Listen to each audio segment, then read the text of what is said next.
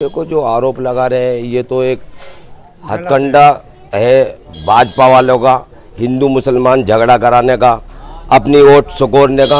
अन्नी हजरत के बारे में यहाँ 10, 20, 50 गांव जो एरिया में हैं वे हिंदू हो या मुसलमान हो, कोई आदमी उनसे परेशान नहीं है, न ही किसी को कोई परेशान किया जा रहा है। ये तो सिर्फ एक राजनीति पहलू है यहाँ।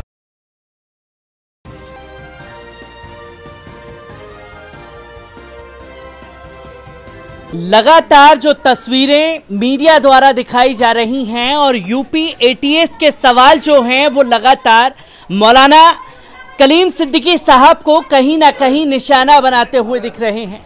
जो तमाम बातें मीडिया द्वारा जारी हैं, आज मौलाना कलीम सिद्दीकी के गांव खतौली में मैं मौजूद हूं और उन्हीं के पड़ोसियों से, जिन्होंने उन्हें बचपन से देखा है और जो आरोप उनके ऊपर लगाए जा रहे हैं वो कितने सही हैं और वो लोग का इस पर क्या कहना है, आइए जानते हैं। यहाँ पर मेरे साथ मौलाना कलीम सिद्दीकी साहब के कुछ पड़ोसी भी मौजूद हैं। मैं उनसे जानना चाहूंगा जो आरोप यूपी एटीएस द्वारा लगाए जा रहे हैं और मीडिया जिस तरीके से यहाँ पर दिखा रहा है कि पूरी तरीके से मौलाना साहब को विलन बना दिया है, कितनी सच्चाई है उनके इन दावों में?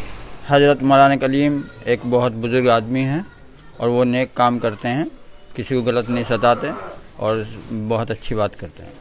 बहुत अच्छी बात करते हैं क्योंकि लगातार ये बताया जा रहा है। कब से जानते हैं आप मौलाना कलीम सिद्दीकी साहब को? हम अपने बचपन से जानते हैं, उनके नाम कोई आज तक कोई शिकायत नहीं है, थानों में भी अच्छा नेक काम करते हैं, कोई गलत नहीं। मैं आपसे भी जानना चाहूंगा किस तरीके का नेचर है मौलाना कलीम सिद्दीकी साहब का, क्योंकि आरोप उनके ऊपर गंभीर यूपी एटीएस द्वारा लगाए गए हैं। गलत आरोप है जी, सब गलत आरोप हैं, क्योंकि जो आरोप लगाए गए हैं वो ये जबरन धर्मांतरण के बारे में बोल रहे हैं। किस तरीके से आप लोग देख रहे हैं इन सब चीजों को? कुछ नहीं, यहाँ तो अगर कोई लोग आ जाओ अपनी मर्जी से ही तो उसे कलमा पढ़ाएंगे, ऐसा तो कुछ नहीं, कोई जबरदस्ती किसी को ला रहा हूँ, जबरदस्ती का तो कोई मामला ही नहीं है। अपनी मर्जी से अगर कोई आ जा तो उसे कलमा पढ़ा दें, और नहीं यहाँ तो बस उनको दीन की लाइन से ताल्लुक, और तो कुछ दीन की तरफ से ताल्लुक है। क्योंकि लगातार जो है मैं बना हुआ हूँ खबरों में भी, तमाम मीडिया जो गोदी मीडिया है वो भी यहाँ पर पहुँच करके आरोपी बनाने पर लगा हुआ है, क्योंकि अभी जो है फैसला मौलाना कलीम सिद्दीकी साहब पर सुनाया नहीं गया है। तो किस तरीके से देख रहे हैं, कब से आप जानते हैं? क्योंकि कई बार जब हजरत यहाँ से गुजरे होंगे तो मुलाकात भी हुई होगी। किस तरीके का नेचर उनका है जो आप बताना चाहें? उनका नेचर तो बचपन से देखता आ रहे जी, हम छोटे से ही, कुछ नहीं है, सब छोटे बच्चों को सबसे मिल के जाना, दुआ सलाम, सबसे बहुत अच्छा हिसाब, बहुत अच्छा उनका मिजाज है। मैं यहाँ पर और भी लोग मौजूद हैं, उनसे भी जानना चाहूंगा, क्योंकि मौलाना कलीम सिद्दीकी साहब को लेकर के जिस तरीके की खबरें दिखाई जा रही हैं और बताई जा रही हैं, किस तरीके से देख रहे हैं मौलाना कलीम सिद्दीकी साहब को? आपने बचपन से देखा है, कैसा उनका मिजाज है और जो आरोप उन पर लगाए जा रहे हैं कैसे देख रहे हैं? देखो जो आरोप लगा रहे हैं ये तो एक हथकंडा है भाजपा वालों का, हिंदू मुसलमान झगड़ा कराने का, अपनी वोट सुकोरने का। अन्नी हजरत के बारे में यहाँ 10, 20, 50 गांव जो एरिया में हैं वे हिंदू हो या मुसलमान हो, कोई आदमी उनसे परेशान नहीं है, न ही किसी को कोई परेशान किया जा रहा है यहाँ से। ये तो सिर्फ एक राजनीति पहलू है यहाँ से, और हजरत का कोई ऐसा गलत कदम कहीं भी नहीं, एरिया में भी नहीं है, हिंदुस्तान के अंदर भी नहीं है। लेकिन ये तो एक सिर्फ राजनीति का पहलू है कि भाई हमें वोटें मिल जाए, हिंदू एक तरफ हो जाए, मुसलमान एक तरफ हो जाए, सिर्फ ये चाल है।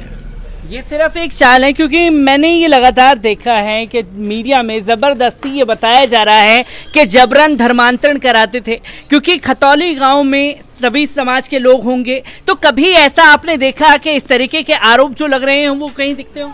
देखो ऐसा तो सबसे पहले तो हमारे इस्लाम धर्म में है ही नहीं कि हम किसी को, या किसी भी धर्म में नहीं है कि हम किसी भी धर्म में नहीं है कि किसी को जबरदस्ती धर्म परिवर्तन करा जावे, या इस्लाम के अंदर कोई ऐसा कानून नहीं है कि उसे जबरदस्ती इस्लाम में दाखिल करा जाए, क्योंकि जबरदस्ती का तो इस्लाम में दाखिल कराने का मतलब ही नहीं है। और रही दूसरी बात, हिंदुस्तान आज़ाद है, संविधान में लिखा हुआ है कि भाई कोई भी किसी भी मजहब में दाखिल हो सकता है, चाहे वो हिंदू हो, चाहे वो मुसलमान हो, चाहे वो सिख हो, कोई भी आदमी है किसी भी मजहब को बदल सकता है, हिंदुस्तान के संविधान में लिखा हुआ है। तो ऐसा कोई मैटर नहीं है कि किसी को जबरदस्ती। अब जो लोग राजनीतिदार हैं, नेता है, वे लोग इल्जाम लगा रहे हैं, लेकिन उनके पास भी कोई सबूत नहीं है, जुबान से कहने से कुछ नहीं होता। पूरा गाँव पड़ा है, हमारा पूरा एरिया पड़ा है, हिंदुओं के भी गाँव है, आप वहाँ भी जाके किसी से मालूम कर लो कि भाई कोई ऐसा मामला किसी के साथ में हुआ है। जो भी यहाँ आदमी आते हैं, यहाँ कम से कम 1000 लोग आते हैं हिंदू, अपनी मदद के लिए सबकी मदद होती है, खाने से, ताबीज से, परेशानियों से, कई लाख रुपए बर्बाद करके यहाँ आते हैं, फ्री में इलाज करा के जाते हैं। तो यहाँ कोई ऐसा नहीं है, कोई एरिया में नहीं बता सकता, गांव में तो गांव में जी, हमारा तो ये कहना है। पूरे एरिया में भी सिर्फ एक राजनीति पहलू है कि अब इलेक्शन आ रहे हैं तो इन्हीं मुसलमानों को परेशान करा जा रहा है, और हिंदुस्तान में हर जगह मुसलमानों को परेशान करा जा रहा है। हिंदुस्तान में हर जगह मुसलमानों को परेशान किया जा रहा है। मैं आपसे आपका नाम जानना चाहूंगा। मौलाना कलीम सिद्दीकी साहब को आप कब से जानते हैं, और जो आरोप उनके ऊपर लगाए जा रहे हैं कैसे देख रहे हैं? इतने होलिए हम यहीं रहे हैं, हमने आज तक का कोई वो देखा ही नहीं, कभी ऐसी चीजें नहीं देखी, कुछ नहीं देखा। जो आरोप लग रहे हैं यूपी ATS द्वारा और उन्हें गिरफ्तार किया गया है, ऐसा है कोई मतलब FIR भी है या नहीं? इतने उन्होंने वो करवाए, कोई FIR है उनकी? थाने के अंदर रहेगा कोई जिसके ऊपर उन्होंने इल्जाम लगा कर ठोक कर रहे है किसी पे, वो पुलिस में, थाने में, कहीं भी?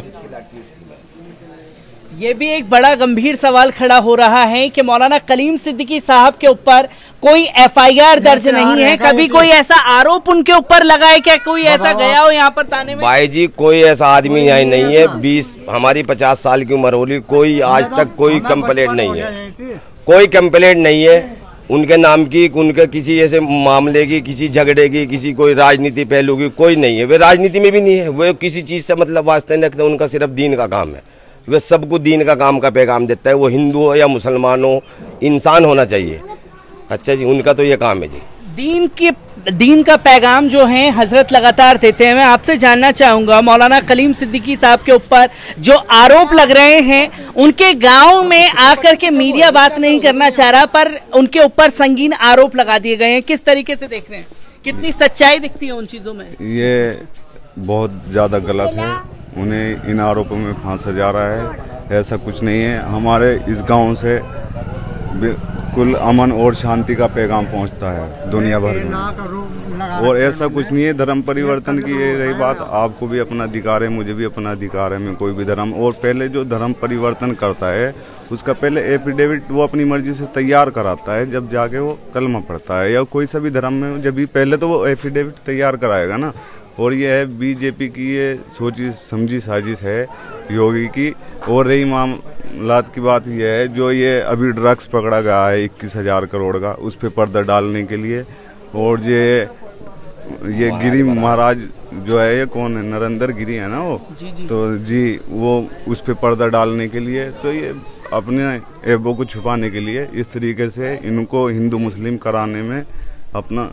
मैं आपका नाम जानना चाहूँगा। मेरा नाम मोहम्मद आसिफ है। मोहम्मद आसिफ खतौली में मौजूद हैं, और उन्होंने एक बड़ा सवाल खड़ा किया है कि लगातार जो मुद्दे को छुपाने की कोशिश की जा रही है, इसलिए जो है मौलाना कलीम सिद्दीकी साहब को लगातार शिकंजा कसा जा रहा है। मैं आपसे जानना चाहूंगा, कब से जानते हैं मौलाना कलीम सिद्दीकी साहब को, और जो आरोप लगे हैं उनके ऊपर किस तरीके से देख रहे हैं? देखिए सर, यहाँ पे हम बचपन से रहते हुए आए हैं और बड़े हो गए हैं काफी, आज तक ना ही तो उनके खिलाफ कोई FIR है, किसी भी तरह का पुलिस में कोई उनका रिकॉर्ड नहीं है गलत।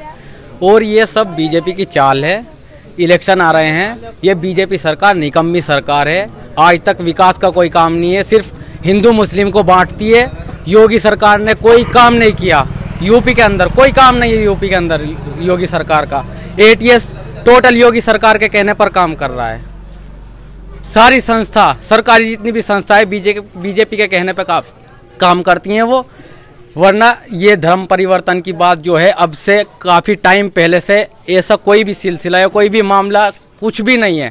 और अगर योगी जी को ये पता था तो जब ये मुख्यमंत्री बने उन्होंने उस टाइम पे क्यों नहीं किया? ये अब इलेक्शन आ रहे हैं, मुद्दा नहीं है कुछ भी इनके पास, सिर्फ चाहते हैं हिंदू मुस्लिम कराओ, बांटो।